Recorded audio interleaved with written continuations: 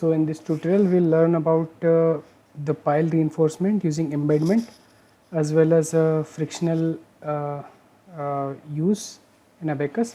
So first what we'll do is that we'll just create our sand or soil part. So let's just assume a tank, laboratory setup of a tank of 1 by 1 meter. So let's just create a part of let's call it sand, and it will be 3D deformable solid of approximate size of 2. So we'll create a square of 1 meter by 1 meter, and click on done. And the depth, generally we cannot fill the tank, a laboratory tank of 1 meter to the whole depth, so let's call a depth of 0.7 meters. So let's click on OK. So that's our sand tank. Now let's create a micro pile. So we'll call it pile. It will be 3D deformable solid again, but the approximate size will be reduced to 0.1 because I am guessing the diameter should be 20 mm. So it will be 20 divided by 1000. So basically let's create a circle from the origin and assign the radius equal to 0. That will be 10 mm. So 0.01. Yeah. So this will be our pile with the radius of 0.01. That will be 20 mm diameter of this circle. Now I'll just close this and click on done. The length of the pile will be 200 mm or 20 centimeter or 0.2 meter. So that will be our pile. So we have our parts. Now what we can do is that we can just go to property module, and we can create properties of pile, which is generally in laboratory we can take aluminum pile of 2700 mass density, that is 2700 kilogram per meter cube, and elasticity will be 70 gigapascal for aluminum, so 70 E9, and Poisson's ratio will be 0.3. So these are general properties of an aluminum pile. So let's just call it aluminum instead of pile, and that will be okay. I am guessing nothing else to be required. And if you want to include plastic properties, we can just go to mechanical and go to plastic and include the yield stress. But if we don't know the yield stress, we can just omit it, because anyway the soil will be failing first, the aluminum will not be failing. Then just click on OK. Now I'll just copy this and call it sand. Click on OK and go to edit. The density of sand will be 1800 kilogram per meter cube, or unit weight will be 18, or anyway the units come to this, and the elasticity will be not that high, but it will be 30 megapascals, so 30 E6, and the Poisson's ratio will be 0.45. So these are the elastic properties. Now we'll have to add the plastic properties in the form of Mohr column properties. So it is basically sand. So sands only have friction angle, so we'll go with the friction angle of 35. It's very high, and basically a medium dense sand will have that much of an angle, and dilation angle will be 30 minus 35, so it will be 5. You can look into the literature how to calculate the dilation angle. It's generally 30 minus whatever the friction angle is. And if you want to add a little bit of cohesion, we can go with 100 Pascal or 0.1 kilopascal of cohesion, or sorry, basically 100 Pascal of cohesion will be good enough value to start your calculation. Maybe you want to change your stress cohesion value with increasing load, increasing density. So generally we go with that, and with the plus tension cutoff we generally take it as C into cot phi. So I am not going to calculate the cot phi of 35. I generally take cohesion and tension cutoff equal. So let's call it 100 in both. Cohesion and tension cutoff equal to 100 Pascal each. And because we are going to run a Boyett analysis, so we'll have to add the permeability. So let's go to electrically permeability. We have to add the sand permeability of 0.0001 because that's what sand permeability in meter per second looks like, and the void ratio will be 0.1. So all these units are, permeability is in meter per second, cohesion is in Pascal, elasticity is again in Pascal, density in kilogram per meter cube. These are standard units, so you can assume like this. So sorry, specific weight of the fluids, that will be, specific weight will be in kilonewton per meter cube, so 9810 will be the specific weight of the fluid, because this is weight not mass. So just assume that you have water which has a density of 1000 kilogram per meter cube, assuming that, and multiplied that by G. G is 9.81, so that's why the specific weight comes out to be 9.81. So click on OK. Now we have defined our material property. Now we'll go to assembly, and we'll insert these two into the assembly, and we'll move our pile at a corner so that we can make it visible like this. Click on OK. Yeah, but what we have to do here is that we have to define a loading area into this sand part, because these piles are providing embedment basically. So reinforcement or embedment in any form, they are basically we are trying to model them as a soldier pile. So let's just look into the model first, and look into the sand part first, and let's create let's go to part module and create a surface surface drawing at the top of this sand part. And as we see that the loading plate generally in a laboratory setup is of dimension of 200 mm by 200 mm, or basically 20 centimeter by 20 centimeter. So we'll create a rectangle and dimension it of 0.2 by 0.2, because that's what the dimension will look like. Now we have to center it. What we'll do is that we'll first create the center of the drawing, and now we'll move this drawing at the origin. Yeah, that's how. So now we can just erase the internal segment. Yeah, so this is the loading area.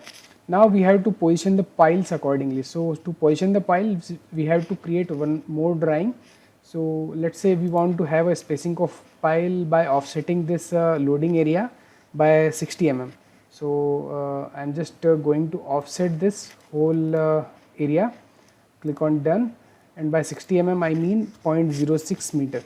So that's what I am going to do, but I have to flip the offsetting to outside, because inside we are not situating any piles, because we are trying to provide the confinement, and confinement should always be outside the loading zone. So let's just click on OK. So these are the drawing. The internal one is the loading area, and the outer line is for the guidance of situating the piles. So click on done, and click on done again. Yeah. Now first you have to just check out once that the meshing is a little bit erroneous. So you don't want your part to look yellow, because yellow means that there might be some meshing problems. So you should always have your part look green, because then the structured meshing is always the best option to will be the best. So we'll create a partition. So we'll choose the partitioning using sweeping edges, or extrude or sweeping edges. So we have the edges with us, so we'll select them. So click on shift and select all the edges together, and click on done, and we'll extrude along direction or sweep along edge, whatever works, but I generally go with sweep along edge, and this direction is selected, and we have just done it. Now this is green. Now we'll partition the outer part as well. So click on outer part and click on done. Now we'll select the edges again, select this, and this edge. Click on done, and we'll sweep along edge again, the same edge selected. Yeah, I guess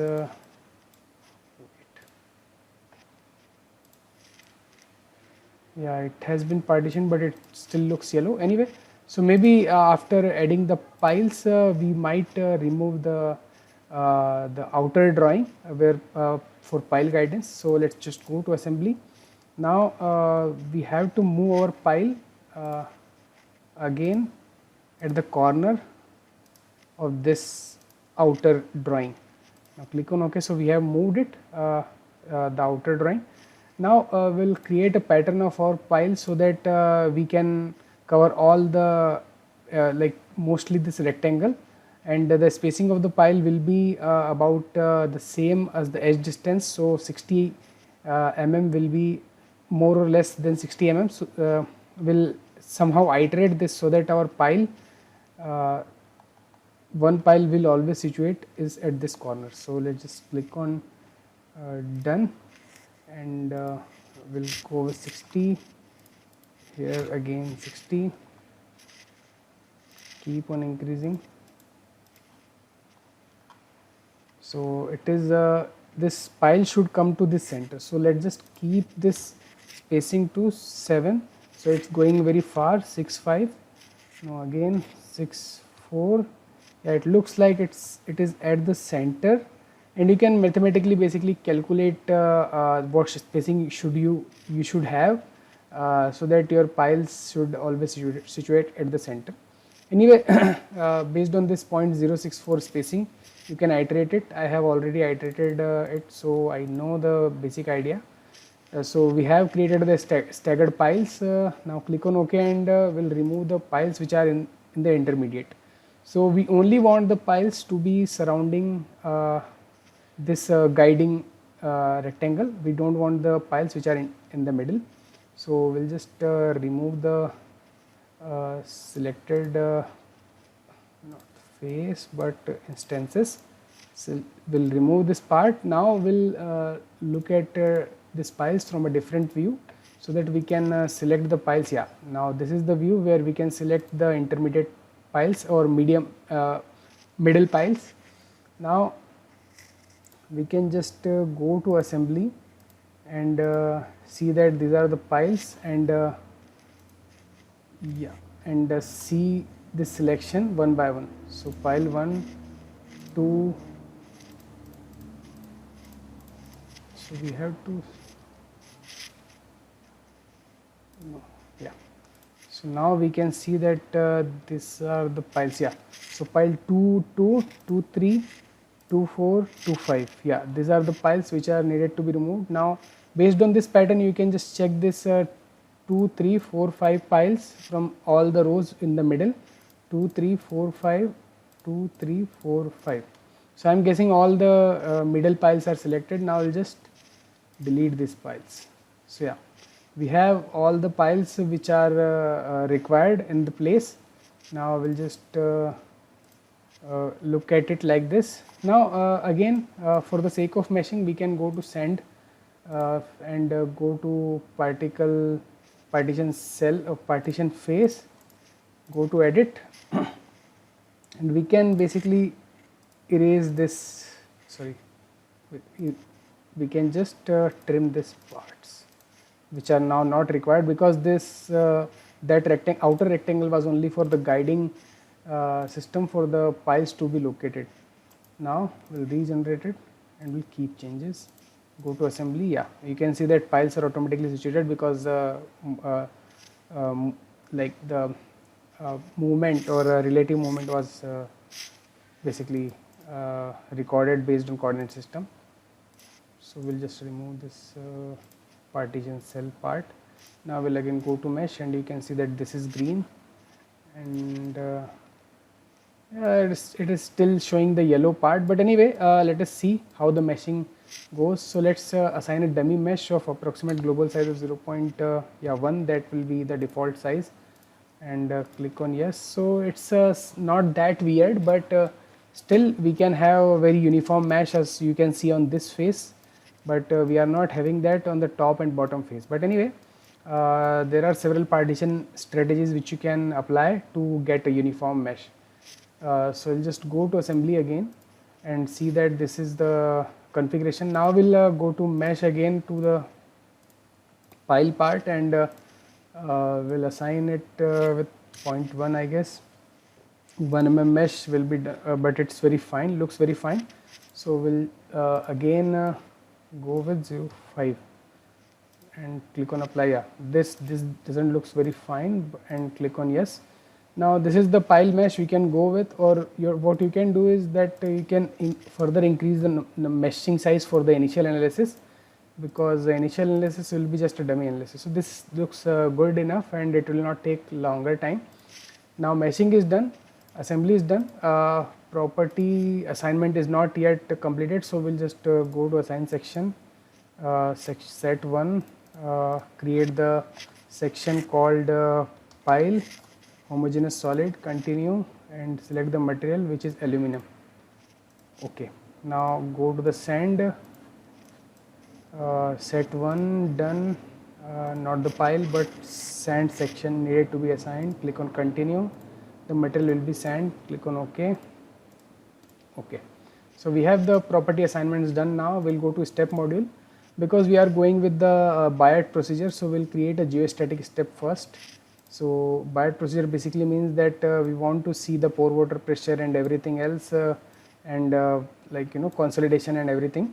So general soil step, so we'll call it geostatic or a short name for anything. We'll create a geostatic step, nonlinear geometry on, incrementation will go with the default. Matrix storage we should keep unsymmetric for right now, because we want the analysis to be stable. If we go with the default, generally it keeps the symmetric matrix and it takes time. If the matrix is not symmetric, then it fails, so we don't want it to fail.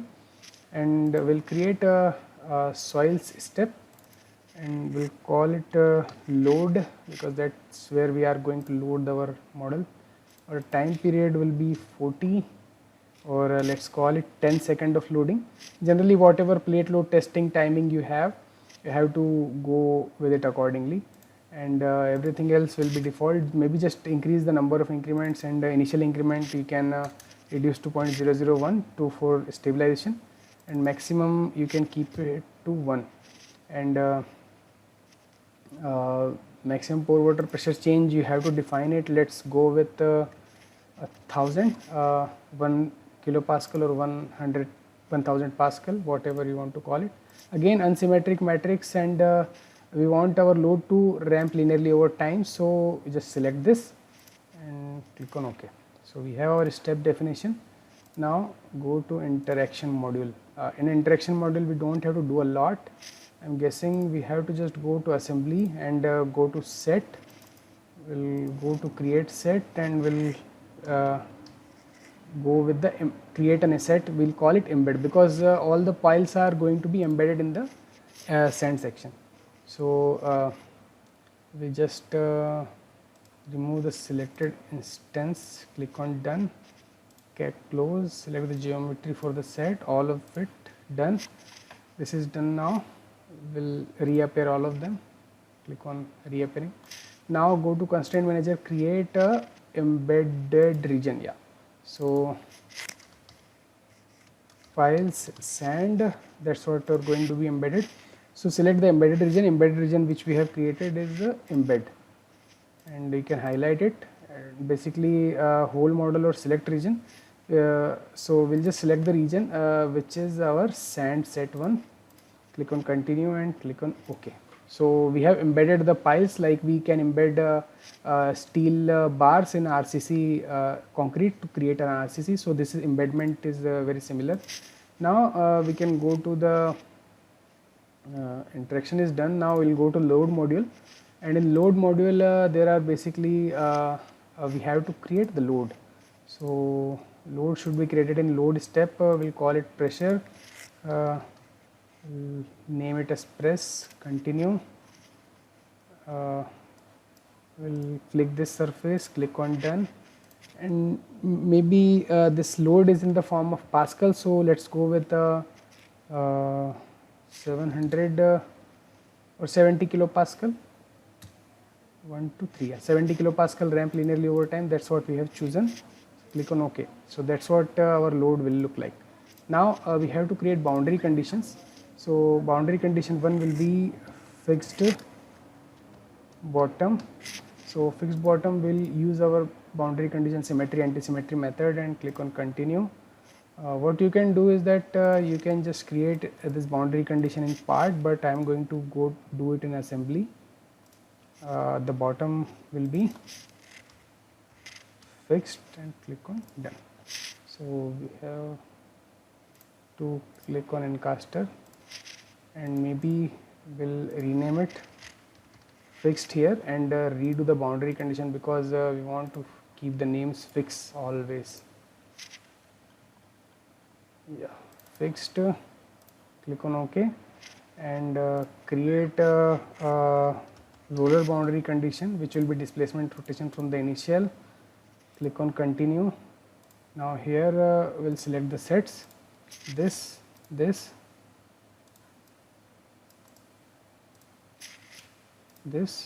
because this is boundaries are enclosed in tanks. So roller, click on done. Anyway, it's named it as set 3. So what we want is that this boundary it should deform in z direction. So vertical direction is z direction. So we will not be controlling z direction, but we will be controlling x and y direction. And with x and y direction, we will be controlling rotation against z. Okay, everything else is not controlled. So just click on OK. So we have defined a roller boundary condition. You can rename it as roller and click on OK. Now again go to roller boundary conditions, select this roller set, yes, okay. Now after, because we are running a PWP pore water pressure analysis as well, so we have to create a pore water pressure boundary condition. So we'll go to other pore water pressure. In initial step itself, click on continue. Maybe we want to create a pore water pressure step, pore water pressure boundary condition on whole top surface except for the part where it is loading. So generally that's how the soil works, because it is sand, so it will be dissipating the pore water pressure from the whole top surface because it is a free surface. So we can click on done and click on OK. So that will be our pore water pressure boundary condition. You can rename it as PWP and go to PWP again, yes, select it here and click on OK. So that's how you can create pore water pressure boundary condition. Now loading part is almost finished. Load and boundary conditions have been defined. Now you can go to in predefined field condition where you have to define the initial void ratio. So we'll call it VR, click on continue, and the sand set one will have an initial void ratio of 0.9. That's what we have to define. Now we'll dismiss this and meshing is done. I guess nothing else is required to be done. Now we'll directly go to job, create a test job, and we'll go for a data check. So let's look into the data check. If the data check is good, then I'm guessing we can finally run this job. So the check is aborted and it says that degree of freedom 8 and at least 1 degree of freedom must be active through the model soil. So this error generally appears because we have missed a thing, and this thing is that we have to remesh the sand part based on element type of pore water pressure, because we have to select the pore fluid stress, otherwise this conditions of pore fluid will not work. So a standard linear and pore fluid stress mesh type should be selected for this. Generally by default the 3D stress is selected, so we have to go and select pore fluid stress mesh size for this, and I guess that's done. Anything else is not required because everything else is defined. Now we'll again run the data check and wait for the data check results to come out. So you can see that the check has been completed successfully. Here it's written because the only thing is that people mistake it because in meshing we generally go with the 3D deformable mesh without pore fluid and stress, and there are other mistakes which people attempt in this kind of modeling, is that they go to load and do all this, but in the predefined field condition they forget to predefine the initial void ratio, because that's necessary. because void ratio, although it's a material property, but material assignment is uh, generally occurs at an initial step, and we want the predefined field to be activated in that step itself.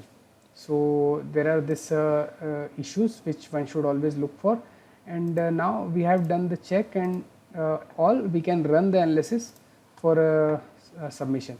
So you can just click on OK, and let's wait for the results to arrive, and we'll check out the results later.